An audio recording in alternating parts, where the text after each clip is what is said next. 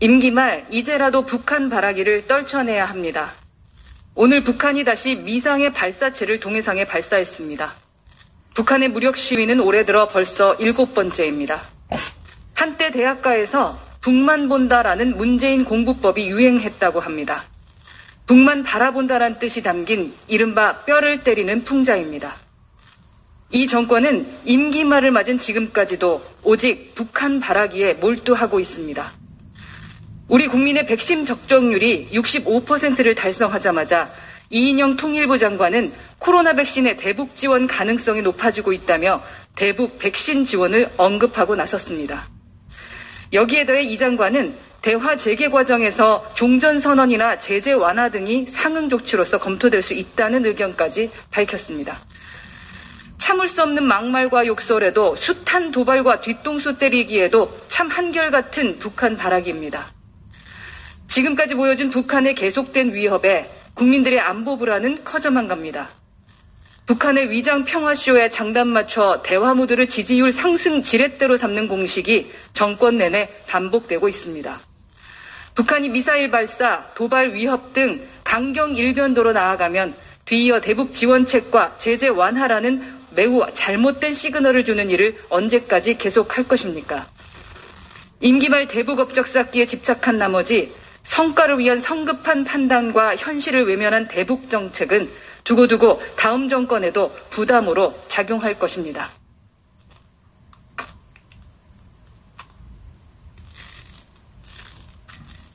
다 된 밥에 재 뿌리자라는 심산으로 사회 질서와 국민 안전을 위협하는 민노총에게 고합니다. 백신 접종이 속도를 내며 위드 코로나에 대한 국민적 기대가 높아지는 상황에 민노총이 국민 안전을 위협하고 나섰습니다. 총파업 예고라니 다 된 밥에 재 뿌리자는 것입니까? 2년에 가까운 시간 동안 고통은 인내하며 참아낸 국민들 입장에서는 기가 찰 노릇입니다. 민노총은 코로나19 이후에도 온갖 불법 집회와 시위를 강행했습니다. 언덕을 넘어 시위 장소로 진압하는 군사작전을 방불케 하는 모습까지 연출하기도 했습니다. 게다가 이미 양경수 위원장이 방역법 위반으로 구속된 상태입니다. 막무가내로 총파업과 대규모 도심 집회를 강행하겠다는 것은 목리이자 국기문란 행위와 다를 바 없습니다. 특히 소상공인과 자영업자들의 삶은 벼랑 끝에 서 있습니다. 민노총은 진정한 사회적 약자에 대한 배려는 외면하고 비정규직 철폐, 노동법 개정과 같은 자신들만의 정치적 주장만을 되풀이합니다. 특권노조, 귀족노조라는 오명을 쓰는 것은 당연한 일입니다. 정부와 경영계가 자제를 촉구한 것은 물론 대학생들마저 집회 금지를 촉구하는 대자보를 붙였습니다. 자영업자들은 민노총 앞에서 1인 시위를 한 바도 있습니다. 국민 안전을 위협하고 사회 질서를 무너뜨리며 다 된 밥에 재 뿌리자는 심산으로 오로지 자신들만의 이익만을 추구하는 민노총의 집회와 시위는 철회되어야 마땅합니다. 정부와 경찰이 공언한 엄정 대응도 말로만 그쳐서는 안 될 것입니다. 이번에야말로 불법 집회를 반복하는 자들 발본색원하여 코로나19 극복을 방해하는 민노총에 법의 철퇴를 내려야 할 것입니다.